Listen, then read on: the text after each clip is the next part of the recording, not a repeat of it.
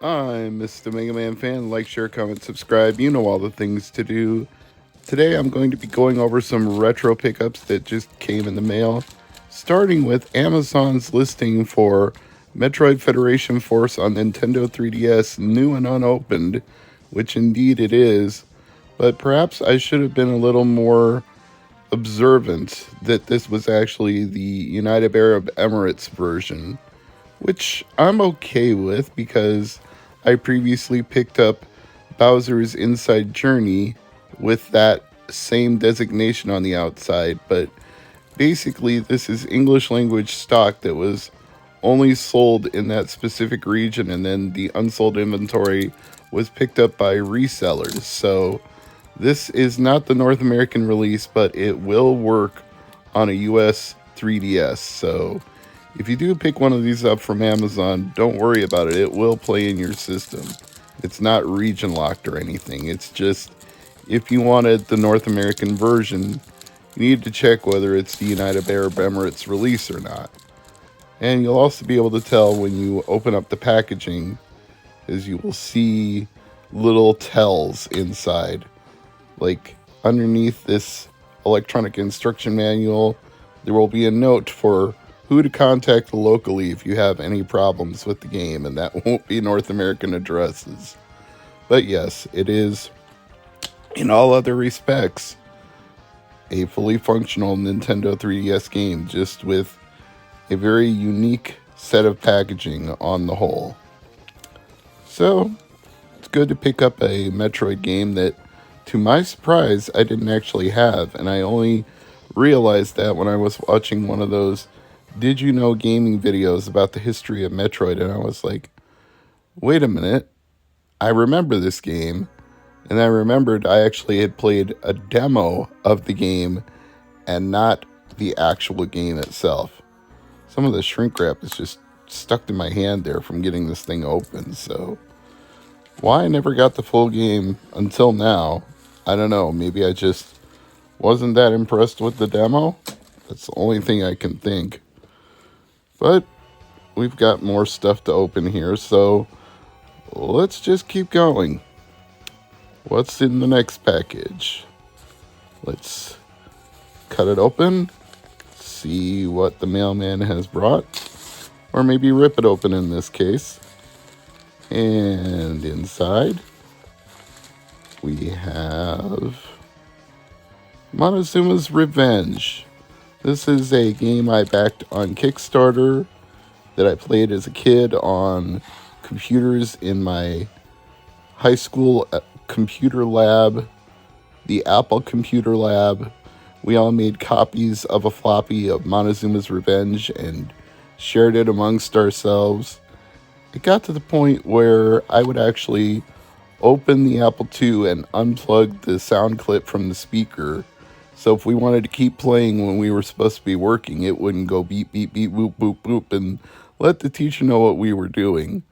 Of course, some of us were even more naughty than that and popped the keycaps off the keyboard and rearranged them to spell naughty words. Next up, we have some PlayStation games that I picked up in the mail recently. I wanted to upgrade some of my greatest hits games from the green versions to the black label versions, so I'm going to open all these up and make sure that the sellers sent me the right thing, because one of them recently sent me the wrong thing. They listed the black label version and sent me the greatest hits version instead, so unfortunately I had to return it.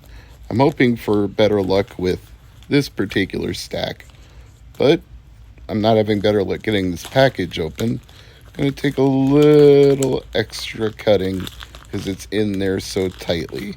I think they handmade the shipping envelope because it's definitely not a standard package of any kind. And finally, I've broken through it, and it's still stuck in there super tight. And this one just doesn't want to give up the ghost. Well, I'm going to keep working at it, no matter how many cuts I have to put into this package to get to the inside one way or the other. I'm going to get in there and we're going to see if I got the right game. Well, part of the reason it was so tight was because they double wrapped it, so can't say the seller wasn't at least being careful. Now we've got one more layer to cut through. Is this as excruciating for you to watch as it is for me to do? Well, finally, I got it all the way out. And it's a reproduction case for Castlevania Symphony of the Night. It's not actually a game at all, but it's a case to put my loose Black Label copy into. I was hoping the print quality would be a little bit better. I don't want a case that's going to fool anybody, because that's not the point. It's only for me to look at when I look at my collection. But this just doesn't seem super high fidelity. Even if I get the focus correct, you're going to see that the print quality is only average. The insert is not complete. It's a single piece. I was hoping for a full printed manual insert, but it's just a hand-cut cover piece. The inner tray looks all right. That's probably the best part, actually, is the inner tray, but this insert is not evenly cut, and it's disappointing they didn't even try to make a folded manual that at least mimicked a real manual. So, oh well, it'll do.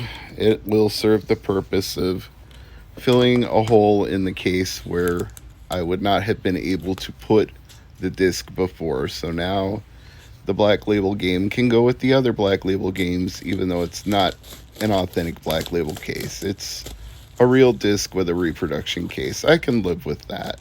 Next up, we have Air Combat, or Ace Combat, depending on what region you live in. Now, in the United States, Air Combat came in a long box. So to get a non-greatest hits version, you actually have to import it from somewhere else, because otherwise, if you get the greatest hits version in the US, that's the only small box. Otherwise, you want the regular version, it's a long box. Kind of complicated that way, but just so you know, the long box on that one is the regular version. And that's just the way it goes sometimes. Some of these were originally long boxes before they became greatest hits. Not Tomb Raider, though. This one you can find in both Black Label and green, although the Black Label is much harder to come by on the whole, so I was happy to pick that one up from eBay. A couple of these I had to settle slightly. There were ones where it was Black Label, but it was missing the manual, or the case had a cracked hinge. Well, I can always replace the case with a CD case from something that I'm not currently using. So the manual is a little more annoying, but if I'm just looking for something to put in the case to keep all my Black Label games together, like Caesar's Palace, for example, then it's okay if it doesn't have a manual, as long as it has the Black Label tray and the Black Label spine. Then they will all look the same in the case.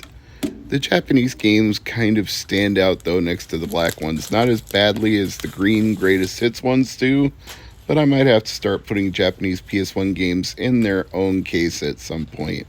For now, I'll mix them in with the Black Label, but later on I may separate them out.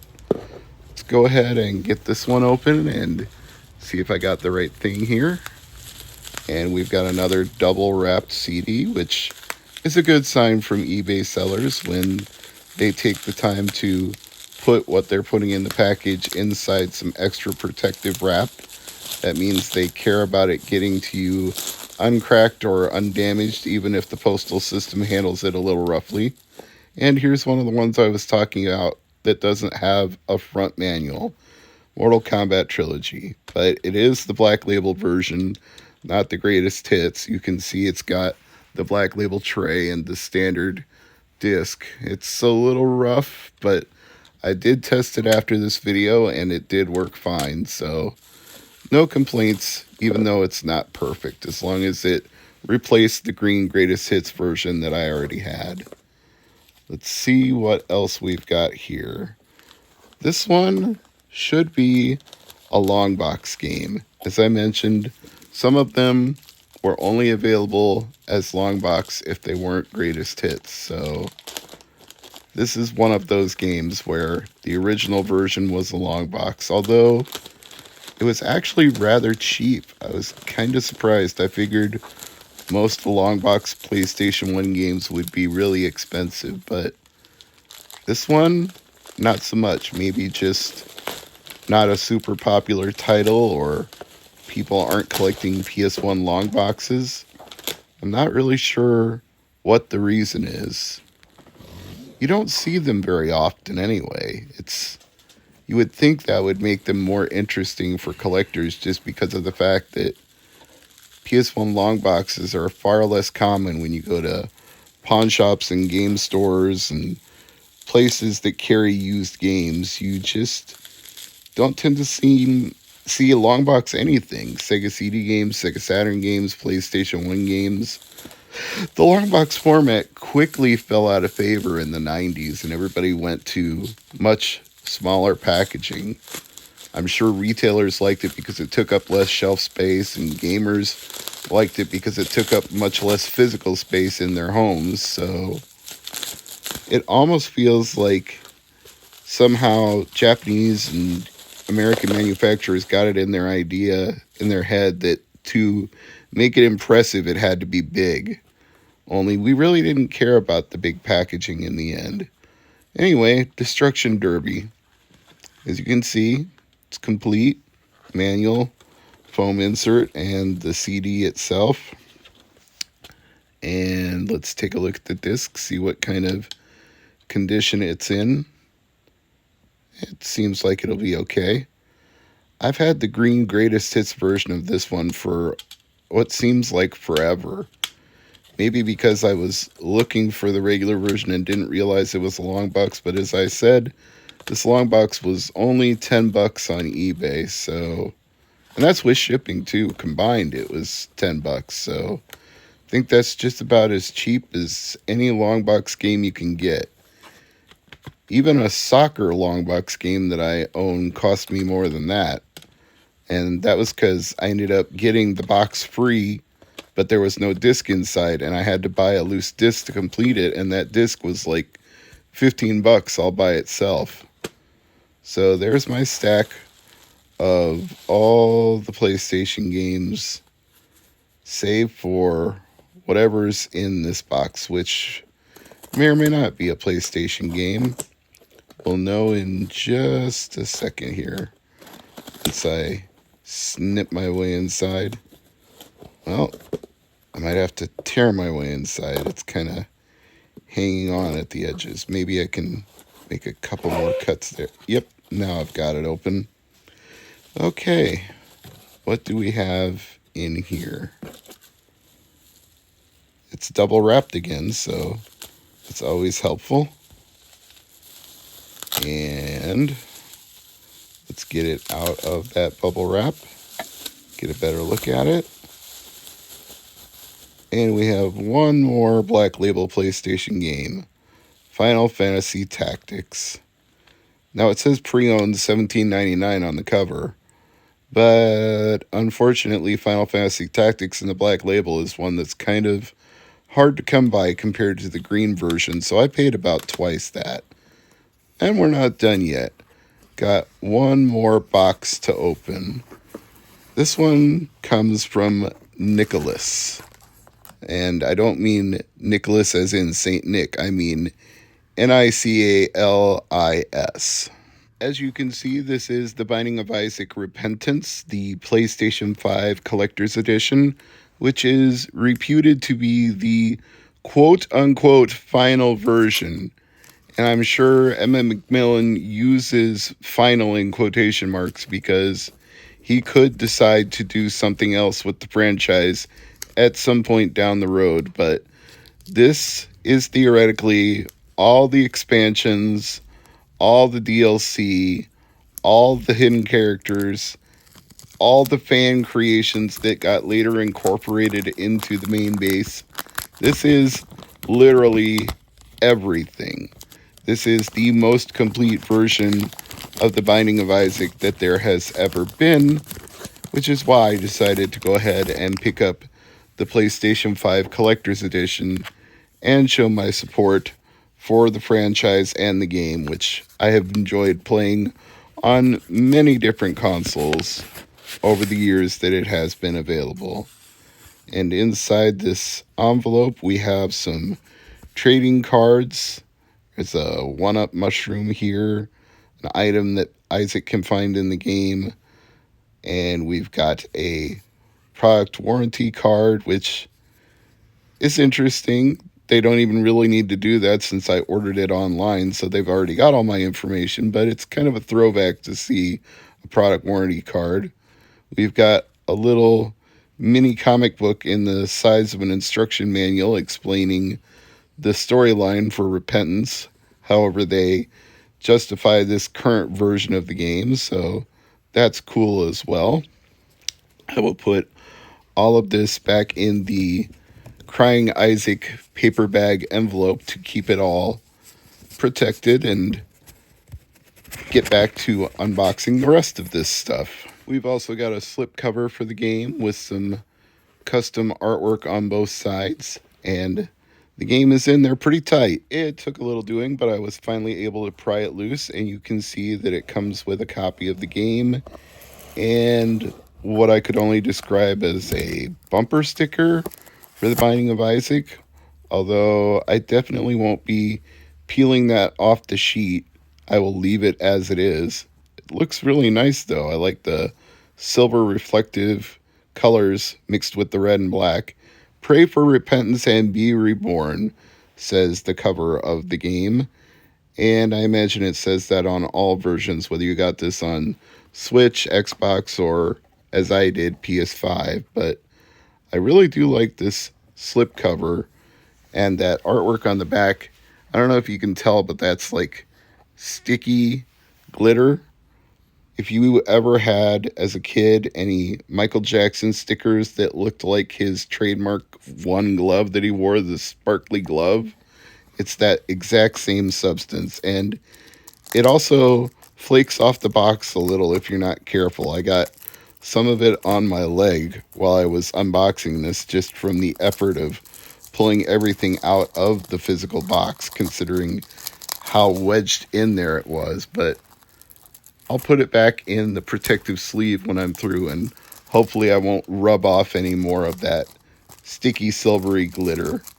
And we have the actual game itself, which I need to take out of this to be able to play.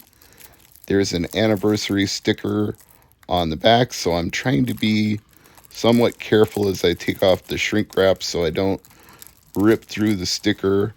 I'll cut the sticker out of the shrink wrap and save it in the packaging along with the slip cover and the bumper sticker and the trading cards and everything else. But here's the actual game.